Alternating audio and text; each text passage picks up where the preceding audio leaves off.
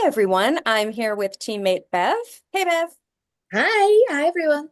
And this is our new friend Ryan. Ryan and I met in a really interesting way. I'm always on eBay looking for weird kind of Kurt stuff. And I think, a lot of you know I have Kurt's last pack of cigarettes and some Kurt in stuff. And he was selling something really interesting on eBay that I think you guys are all gonna want to hear about.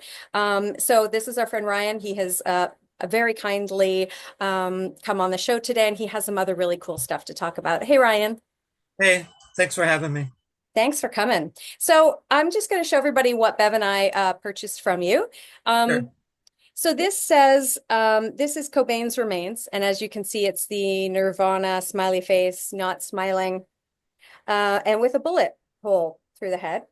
I want to remind Peaceful. everybody before we talk about this too much. So this is something Courtney Love did, and I want to just remind everybody that the reason that none of us are able to get the rest of the autopsy, the toxicology report, and the crime scene photos are because Courtney went to the Supreme Court and told everyone that it would be too traumatic for her and her family to have anyone else see those, Hmm. and yet she did this. Mhm. Ryan, can you tell us a little bit about what this is? So on the back of that, you'll see it probably says Paris on it. That was Yes. the leading company that made backstage passes at the time. So when she decided to spread his remains around, I think online it tells you there's a couple places it was spread, but there was actually more places than that I think she kept private. But she had those printed up as some sort of, I believe, a security measure for the time. I don't think there's too many of them around. I don't believe there was supposed to be any really existing afterwards, but I got that directly from the guy who worked for Paris, who was an artist that made them. So although they were told not to really make any, it's very hard for them not to have a sample copy or have something to work off of. So that they still had that one. Amazing. And we assume that this was her likely family and friends or at least her friends spreading Kurt's ashes somewhere, and it says Uh, 96. Yeah, I was told it was just family and friends, like immediate family and friends. I doubt it was a very big gathering. I don't know a lot of details about it. That's pretty much what I found out about it when I started digging in. Because I had talked to Tom Grant and thought about doing a documentary. I believe it was a couple years before Soaked in Bleach came out, but Mhm. he just wanted so much money it made no sense. I wouldn't have made the money off the documentary. And then as I dug into it, I felt like the risk just didn't outweigh it at the time. That I mean, there's a lot of people involved in it that end up having issues or disappearing or dying in mysterious ways, and it seemed a little risky. Yeah. Yeah. Ryan, can you tell us a little bit more about your background as well in film? And it looks like, you have a lot of industry friends. And do you mind telling us a bit more about that? Sure. Yeah, I started working on a movie called Miss December. Actually, the first one was called No Footing, but it was an independent film. Afterwards, I worked on Miss December in Philadelphia, and it got picked up by Kevin Smith's production company, Smodcast. After Awesome. that, I helped with Super Troopers 2. Recently, I even sent a prop over to Imaginary Friends, If the movie If that was in theaters recently. Yeah. Oh my And goodness. it started for me just investing money into a movie. And from that point, it just kind of went in line. I didn't go to school for it. I didn't do anything like that, but I made sure to show up every day at set, even though I was just a producer, and learn as much as I could. Yeah. That's fantastic. So you basically took something that was a hobby and turned it into this amazing career. Yeah. Yeah. That's Basically. Yeah. brilliant. Brilliant. And then I obviously have a lot of records that I collect and go through. I think I have like 20,000 records. Good grief. Yeah. Can I bring you back a little further, Ryan? When did you first start listening to Nirvana? Oh, when I was a kid, I think it was my favorite band. That's what drew me to the documentary side of it later. When I was younger, I always wanted to see them. Unfortunately, I never got to see them in concert. I did see Silverchair, Bush, a lot of other artists at the time, but I Mhm. never got a chance to see them. And then I remember being over a friend's house when he passed away, and it was just kind of one of those sad moments where I knew I wasn't going to be able to see them in concert again. And I Yeah. mean, I was so into it, I would go to South Street to in Philadelphia and buy the bootleg CDs of Nirvana that had the unreleased songs and things like that. I remember hearing somebody gave me a cassette tape once that had unreleased songs, and it had Dave Grohl, the first one he ever sang on. I think it was called Arrow or Straight as an Arrow, Right. and it was unreleased, and it was him singing with Nirvana, I believe. So I was a big fan of Nirvana early on. That's amazing. At what Yeah. point did you go, okay, so, you're still a kid. You're what, 10, 11 when Kurt passed away. I would You're have been, I think I was 13, 14. Yeah. okay. And Yeah. so then you go, okay, at what point you go, something's weird here. I don't really buy what I'm being told. I think at the time I was young and it didn't really dawn on me as much. I didn't do my research or dig into it at the time. But as years went by, I just started hearing things here and there and realizing things were odd. But it wasn't really until I watched there was an older documentary I watched, and I was like, oh, that's not adding up. And my, I guess, detective mind just wanted to dig deeper. So Yeah. I started looking in. It just got deeper and deeper and deeper with more questions than answers. And I think that was probably Kurt and Courtney by Nick Broomfield. Yeah, I think that was Kurt and Courtney because Yeah. Soaked in Bleach came out after Tom Grant offered me the rights and the tapes, the recordings he had.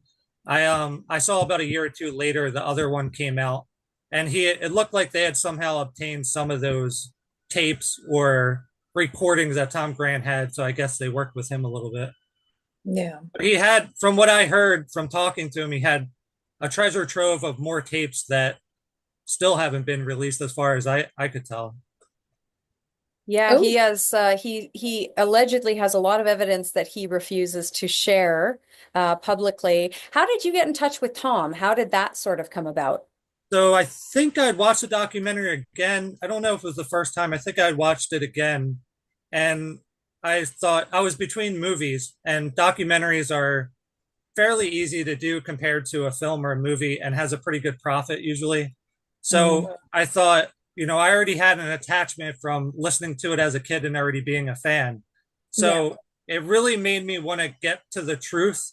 And I felt like it wasn't fair that everyone thinks this vision of Kurt where he committed suicide when or when where he did that, rather than the idea that he somebody had offed him instead. So I just really wanted to get to that truth.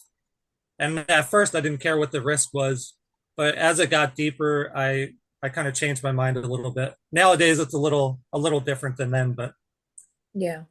I feel really good during the day, and then at night, every time I hear a noise, I wonder if yeah. yeah, your channel is really taking off and getting big pretty quick. There's other things out there, other people speaking of it, but yours is taking off at a quicker pace. Probably because some of your interviews and all were great too. I watched some of those, Thank you. and it seems like you definitely got some more details and dug a little deeper. And yeah, I was hesitant even to go on here at first, but as I looked into it, I realized there's a lot more people speaking up about it. Yeah, I mean they would have to kill a whole lot of us. Yeah, It's a lot for sure. So we have this kind of amazing team. So when you say, the risk, you're kind of thinking about like El Duce and seeing what exactly. happened to yeah, yeah. Yeah. Yeah, I never did get the answer to what had happened to him, just some mysterious circumstances, but I feel like I did get some other answers, and I do have a lot of friends in the industry, some people that own. Oh, Oh, we lost him for a sec. Pardon me. No, sorry, my allergies. Oh, I get so itchy. Are you taking antihistamines at the moment? I do take antihistamines and then they just make me so tired. Yeah. Yeah. So more coffee, Coffee, antihistamines. It's coffee, like, yeah, coffee. it's like this circle.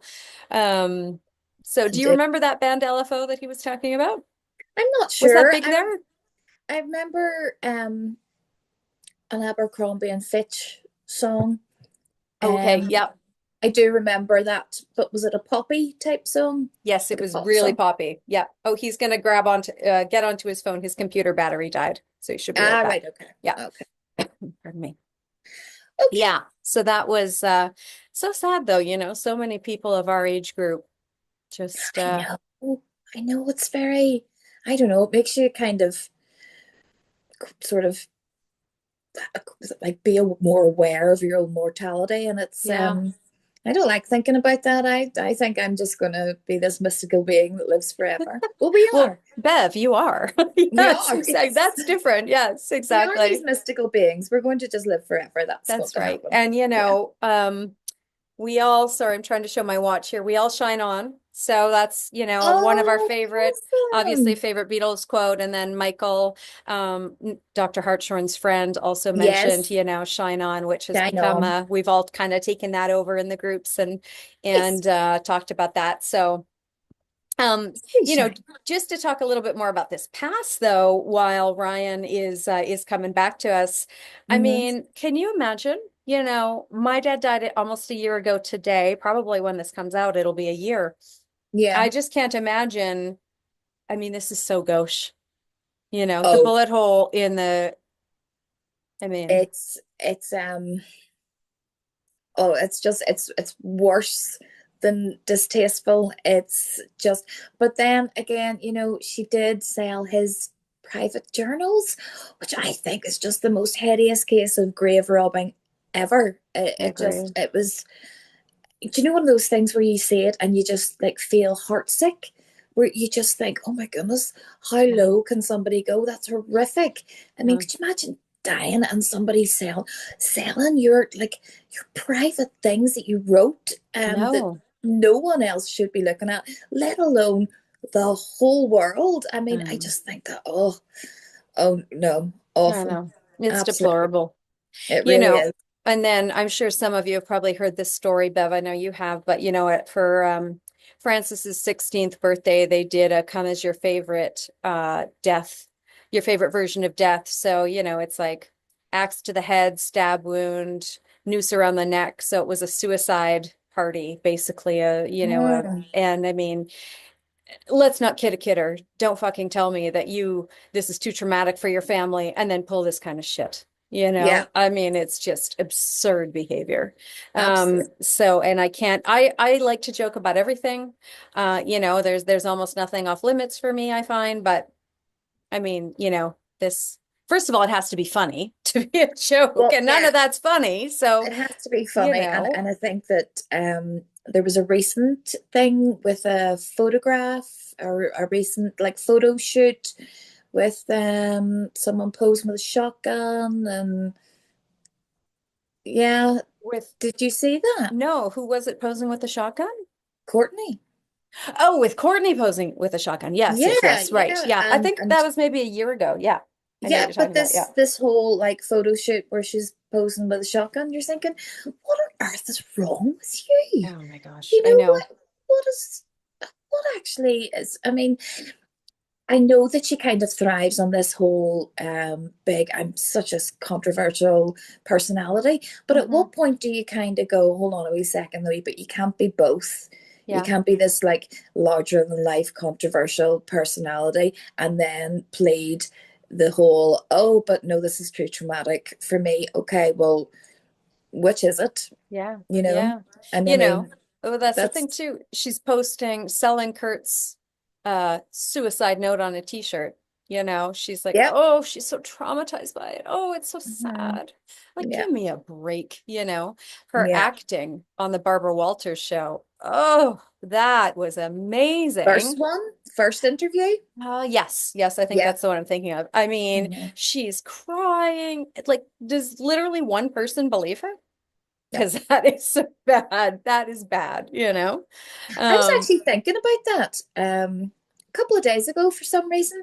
And it's when Barbara Walters asks her, what do you think? Something about what's the biggest misconception that people have of you.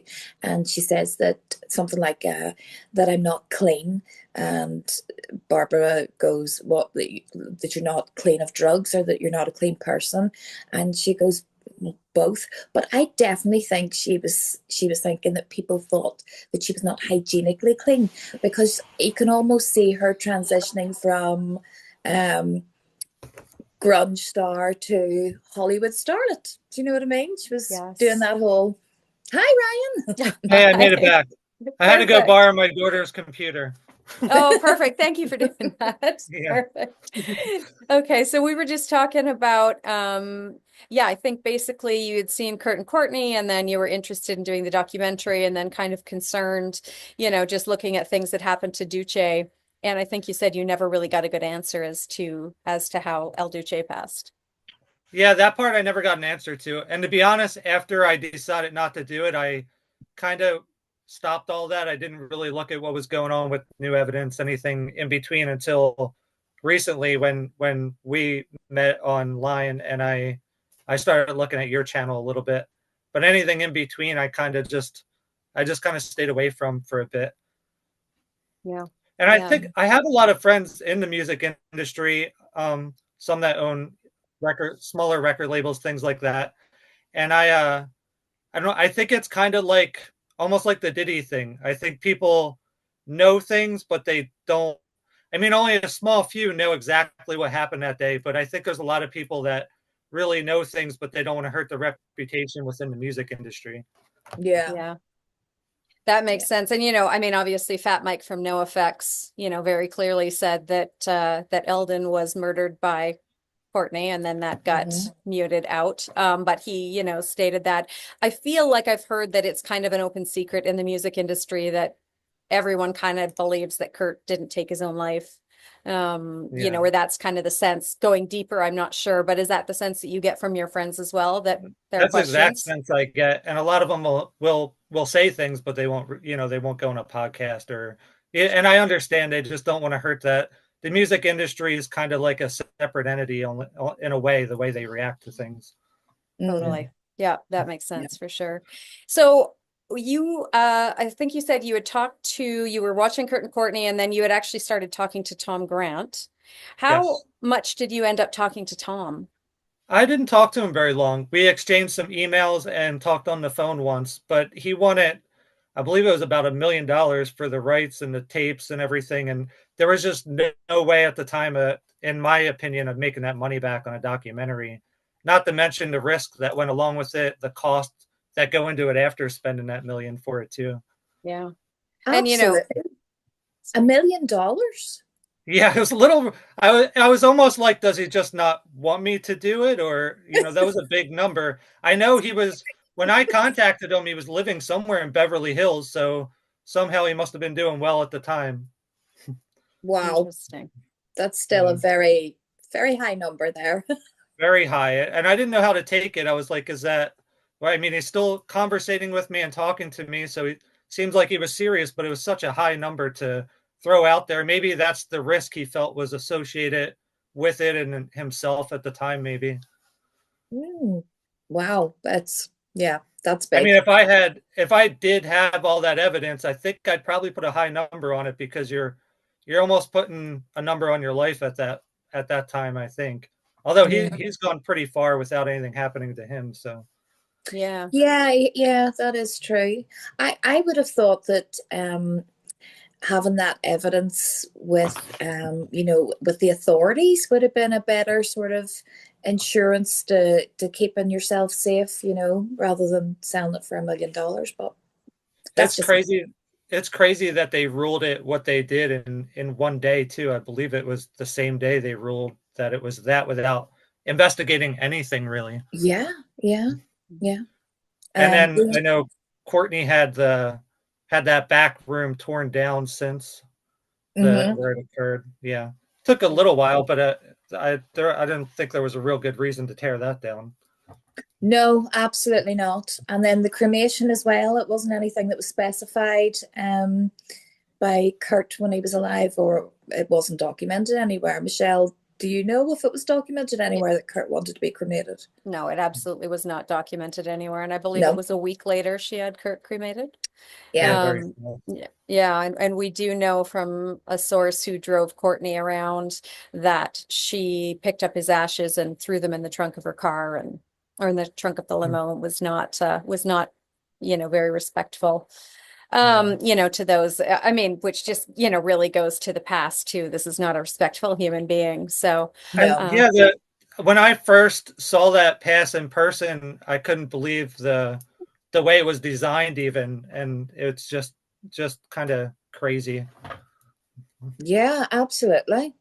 I Absolutely. actually ended up buying about 1,000 passes from the guy I got that one from to make him happy. I got all these old passes they made, and I even have the metal plates they used to make some of the passes, but not for that one, but Wow. some other ones that they had. Yeah. Interesting.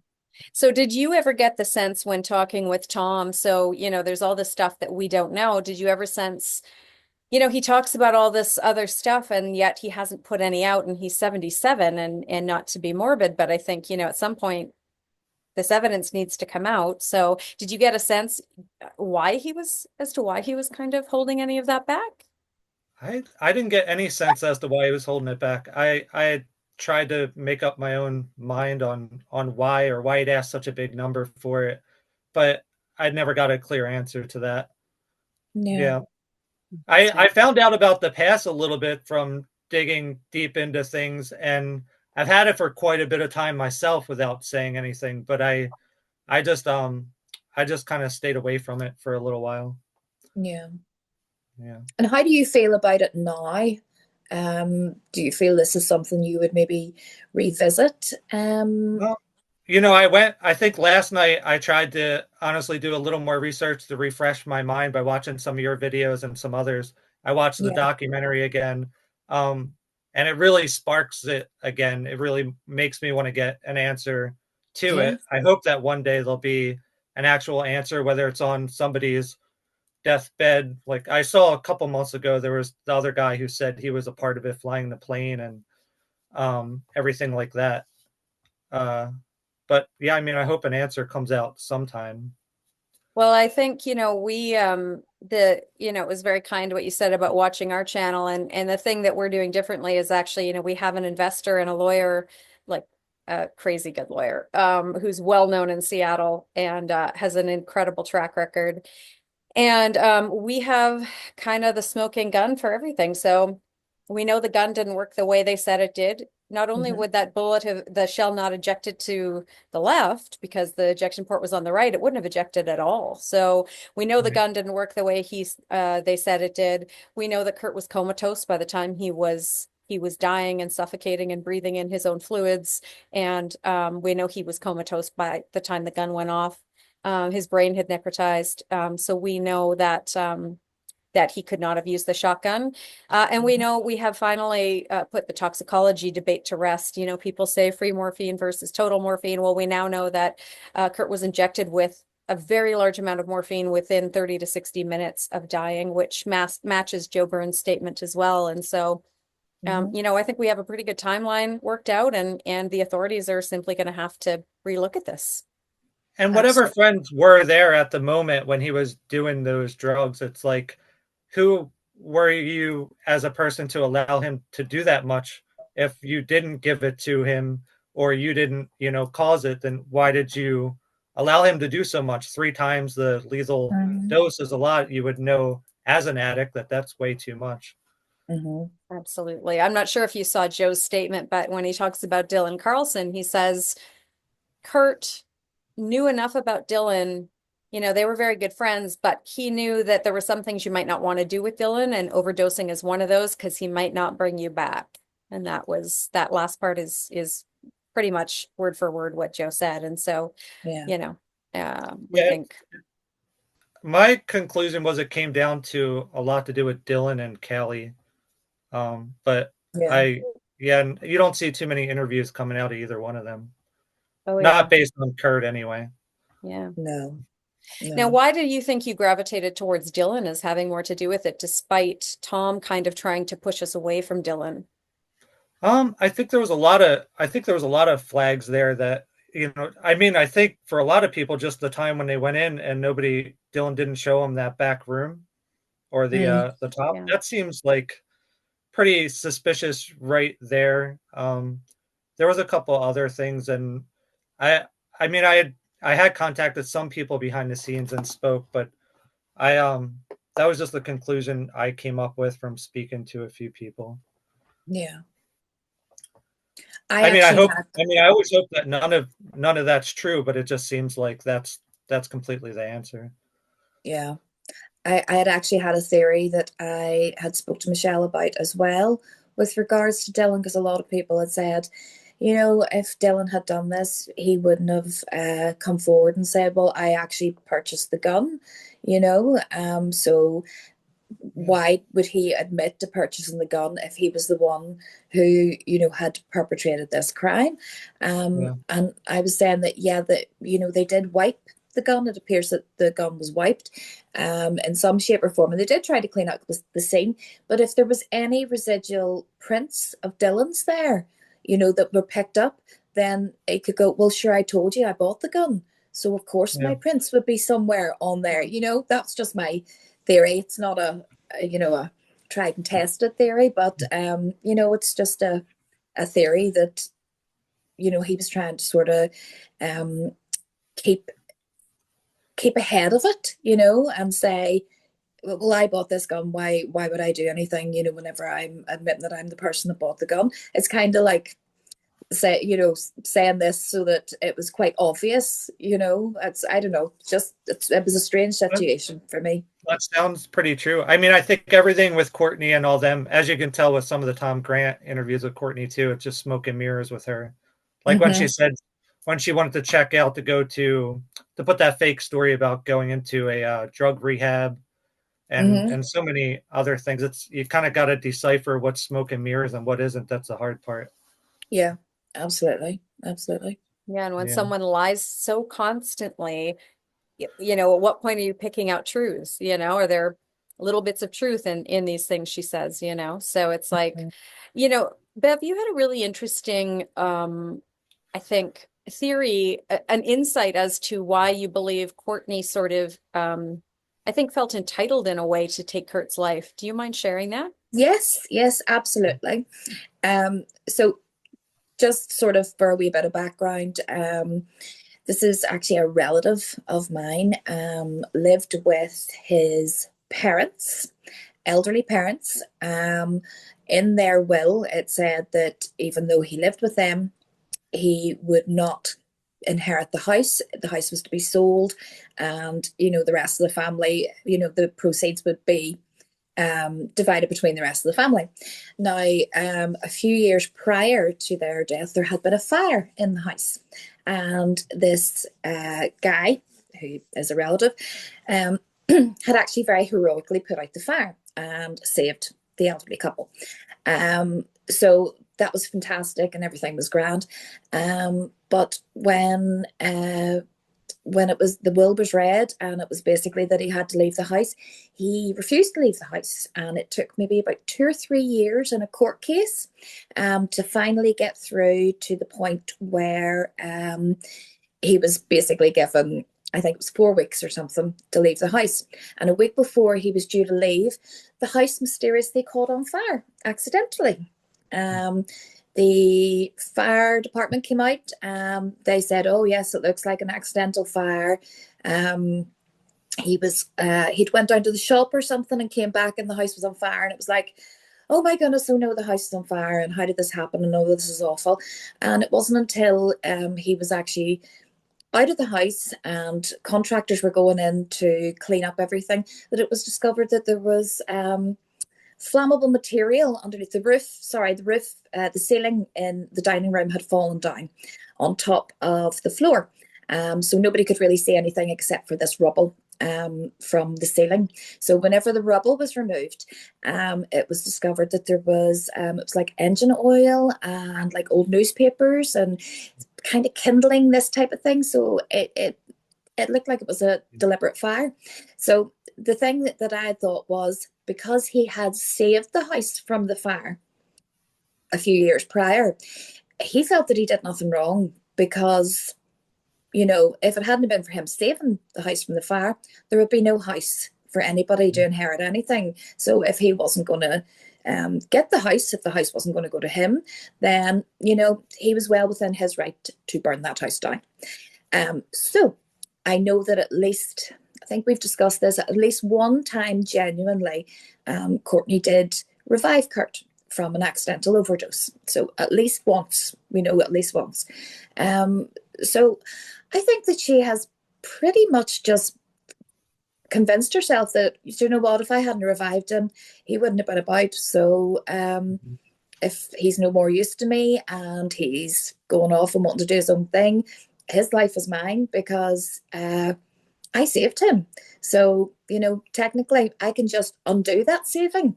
So, you know, I think rationalizing it in her mind would be not, okay, I'm having him murdered. It would be, I'm undoing my saving. Do you know what I Mhm. mean? Does that make Yeah. sense? Or You know? she's creating a longer legend, or they just like to justify it to get Yeah, by, pretty much. Yeah. yeah, absolutely. Mhm. But that whole feeling of because I saved your life then belongs to me. So if I decide that you're no more use to me, then, you know, I think it's like I don't know whether it's like a narcissistic tendency, personality, psychopathic type thing, but it's definitely something to do with this is how she justifies things to herself, you know? So, I mean, even if she was to do a lie detector, I think that she would pass a lie detector, to be honest with you, you know, because I think genuinely in her mind, she has done nothing wrong. That, and she's got so much motive there too Mm-hmm. for doing it. Yeah. I'm curious Absolutely. who's still paying, if she's still paying some of the bills too, like Dylan, and I know a lot of those bills were being paid by her afterwards for a while. I've seen Yeah, some people argue like, well, which is obviously I think wrong, but they'll say she's a good person, and that's why it was Kurt's friends. But well, it's Kurt's friends that were there that day, not just Kurt's friends. He had a lot of friends, but yeah, it's Yeah. pretty crazy that some of those bills were still being paid, and I think it's not easy. But if the money's traced, I think you can figure a lot out from that sometimes. oh, Yeah. absolutely, We have absolutely. there was somebody who came forward and told us that Dylan was receiving money orders at a post office in Ballard, I believe, in Seattle. So for years and years. Now, Courtney is allegedly broke, and Francis has apparently cut her off. So she doesn't have a lot of money to pay anybody anymore. And so I wonder, yes, how much is she still paying for Dylan? Does she still have money? But like you said, people like Tracy Miranda, who is unwell right now, and I'm sure could use help, paying for medical bills. I've never heard anything about Court. Not that I imagine Tracy would ever ask, but, very Right. good friends of Kurt's who I think are more deserving of help that Courtney has never offered to help, so. Mm-hmm. Um, Exactly. so yeah, Yeah. that's very interesting. Have you ever come across like any of your music friends? Do any of them know Courtney? Um, no, nobody knows Courtney directly. I have a lot of friends that do know a lot of people directly that are pretty big, but I don't know anyone that knows Courtney directly. Mm-hmm. I No, mean, they're that still would alive, be, right? So yeah, that's probably yeah, good. exactly. It's a good That means thing, they right? don't really know her too well. Exactly right. Yeah. Exactly. I Cool. I recently I got me and Josh were friends with Aaron Carter, so I got Aaron Carter to do that fight with Lamar Odom, the celebrity boxing fight. He was supposed to fight Josh at first, but the promoter thought it'd be a bigger thing with Lamar Odom, which it was. And then he just passed away a few years back, Aaron, from what they called I think accidental overdose, or but there were some circumstances there too that kind of drew back to that when I was going to do that other documentary. And it's not the type of thing that your viewers are probably into because it's more pop than it is rock, but that there were so many similarities, and I didn't want to get into it too much because I have a lot of mutual friends of his in the Mm-hmm. industry and things like that too. But that brought back some memories of that. Yeah. Someone on Aaron Carter's team had reached out to one of our partners and asked if we would look into Aaron's death after we were done working on Kurt's because I mean, I think there are probably as many or more red flags. And again, we don't have to get into the weeds, but Mm-hmm. that happened to Aaron. And I believe his mother also thinks that there was foul play. Um, and his fiance Melanie Martin, she has a Mm. lot of questions. I don't. I've stayed away from making an opinion or going into it because we have a ton of mutual friends. That was how I got him into the celebrity boxing thing, and I don't want to offend anyone close to him. But Yeah. yeah, there's a lot of questions there. Sad when Yeah. someone so young passes like that. How old was Aaron when he passed? He was. I'm not sure actually. We were. Early I'm 20s, I very. feel like. Uh, I think he was in his he might have been 20s, 30s. Yeah, early 30s. Yeah. Interesting. Yeah, yeah, I have trouble definitely. remembering my own birth date sometimes. Exactly. Kids will Um, do that to you. Yeah. exactly right. Exactly. Cool. Did you have any other questions for Ryan, Beth? I don't think so. Um, I, I think we were just. I was really curious to find out about the past and about, Ryan's vast experience in the industry, and that's fantastic. I really hope, Ryan, you decide to do a documentary, because it would be fantastic. I think it would be really, really good. You seem to be really clued in, and I mean, you have learned all this experience, or gained all this experience from something that was originally a hobby, which I think we can relate to, because we have gained all this experience as well from something that was originally, well, can you call it a hobby when you're working 40 hours a week for no pay? Yeah. I'm Yeah. actually half Irish too, so I love the accent. I never lived in Ireland, but I am Ah, half Irish. right, okay. Are your ancestors, which part of Ireland is from? I'm actually not sure. I haven't looked at the family tree or any of that in a while, but I know it's half. Their last name's McCarty, so it's a very Oh, Irish name. My mom's yes. was Falcone, so hers is very Italian. So Italian Irish, you must have an absolutely fiery temper then, do you? I've actually really learned to calm down and just relax all the time. So I'm a very chill or You're calm chill. person. It takes Yeah. a lot, really a lot to get to me. I really am very calm. I just realized life's short. And Oh, a lot of absolutely. things I actually learned from my friend that was in LFO for a while. He was very like look past the woods or beyond type of person, and Yeah. every day could be the last and all that. So I learned a lot there. And I think Yeah. as far as the documentary now, there's actually, more profit in it now too. It's not about the profit, it's about the passion of it. But there also has to be money there to bring in investors and things like that. Oh, But absolutely. with all the streaming networks now, documentaries are just getting picked up left and right, and a lot of them are not even close to as good as what's actually out there on Kurt Cobain. Yeah. Okay. Well, if you And want to pitch one, we would love to work with you. I'm a huge Kevin Smith fan too. I think Bev is too. So, we we would. are, because Yeah, we are Jay and Silent Bob. We are. Michelle is Misty my heterosexual life partner. Miss Exactly right. December was actually a movie. It was originally called Calendar Girl, but that name was taken, so Kevin Smith changed it to Miss December. But it was about a murder and models and all those. But he had a Smodcast which just picked up videos, so he put his name on it and released it, and that's how we got that one out. That's I did a fabulous. couple other films too that didn't get released. Like Ryan Dunn's last movie was actually called Boot It, but there was a lot of arguments on set, and the producers just scrapped it and it never got released. I'd All love to right. find the footage for that and release it. I'd put some money into that one too, but it was fun to film. Yeah. For Oh, sure. good.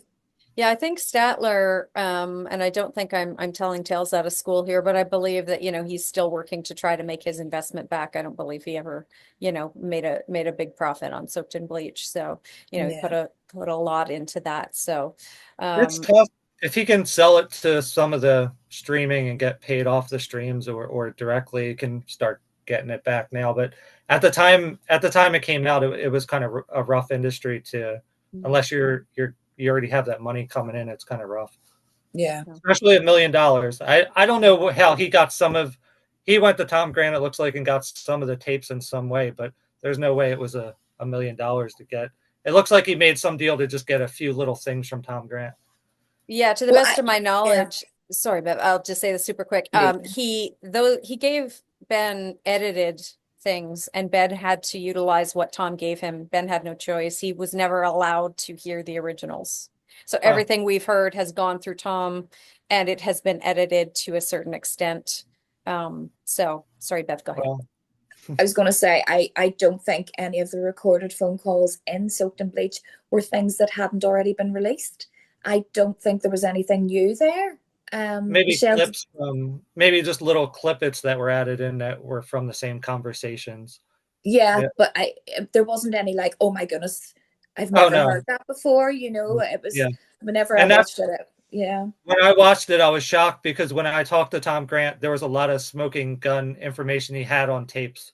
That was his whole idea of selling it. So when I Yeah. watched it in Bleach a year or two later, I could tell that obviously they spoke to Tom Grant in the same manner, but they went ahead with a documentary that didn't, maybe they couldn't afford it or wouldn't pay it, but it didn't have all that, any of that information that I expected. Absolutely. There was nothing really new there. There was no like this big new reveal or anything. I just thought it was kind of a bit regurgitated from what was already out there. So yeah, if he does have more stuff, I think it's definitely something that he should put out. I mean, because otherwise, what's the point in having it? You know? I wonder if it'll be like a JFK thing. Maybe when he passes away, somebody else gets it and they release it. I don't know. Mm, possibly. Well, we are having this case reopened. We are. I'll not say we're having it investigated because or reinvestigated because it never was investigated in the first place. But we're on the right track here, and Michelle and I and the rest of the team have decided that we're not going to give up until it has been investigated and until it's been looked at properly and until there is justice for Kurt because it's unfair and it's not right and we've come this far now and that's it, we're doing it. There's no other option. Failure is not an option. It's, Isn't that right, it's like Michelle? justice is just right in front of you, and you just want that justice for Kurt. You want that. Absolutely, absolutely. And It makes I you feel so like angry. he should be freed in that way where the truth should be there. Mm-hmm. And people are still taking their own lives. You know, I hit on this in almost every video. There's a young man who took his own life just 2 years ago. You know, and part of the reason was because of Kurt. And so this narrative that Kurt's killer has spun about who Kurt was as a person, about you know, his demise, it has to be changed and it has to be stopped. And you know, Absolutely. I think that we're going to get that. I mean, the ball is already rolling, and I think we're going to be able to do that this year. And I Yes. just wanted to say that I don't believe Tom has anything else. And if he does, please, would love to see that, Tom. Always welcome to come on and say hello. But yes, you know, this is the time to at least submit that to the authorities because they are going to be receiving our information within the next few months as well. So, yeah, Can they subpoena that? Maybe they can subpoena it at one point if he doesn't want to. you know, but everything he has is illegal. We can't Yeah. use any of the recordings or anything. So Oh that's the yeah. Oh, okay. problem, Yeah. right? Was it all recorded? Where was It he was when it all was all recorded recorded? California. Oh, okay. Yeah. Yeah. There's different laws in each state, but yeah. Yeah. Yeah. So he was in California, you know, he wasn't in Seattle doing the work. He was doing it all from California. I don't know I know the law in Washington is two-party as well. I don't know what it was then, but yeah, he was in Yeah. California. So so unfortunately. And we have reached out to Rosemary Carroll via our lawyer, and she has ignored us every request that we've sent. But you know, they could be deposed. So there is the chance that we can't use those recordings, but they can be deposed, not by us, but obviously when the authorities reopen it. So I think we're in a really good position this year. So Absolutely. yeah. Thank you so much for coming, Ryan. Is there anywhere that I know people are going to ask more about you? Where can people find you on the web? I do have a Instagram. I really never use it. I think I have like 900 and some followers, but it's called it's Reality TV. RYALITY TV is I guess you'd call it a handle. I don't know if they call it that on Instagram. My Facebook is kind of private, so I have a lot of requests there. I just don't get into. But I'll start checking my Instagram a little more here and there. Perfect. We'll go Excellent. ahead and follow you on Instagram as well. And I hope you and I can stay in touch. We'll keep you updated on everything that's happening. And it's so lovely to meet you. I mean, you and I have been talking back and forth, but it's amazing for you to come do this. We so I enjoy appreciate it. your videos. I love your logo too. The way it's all cut out and the Who Killed Kurt logo. Oh yeah. It's Thank great. you. That just seeing that right away, I was like, oh, that's a great logo.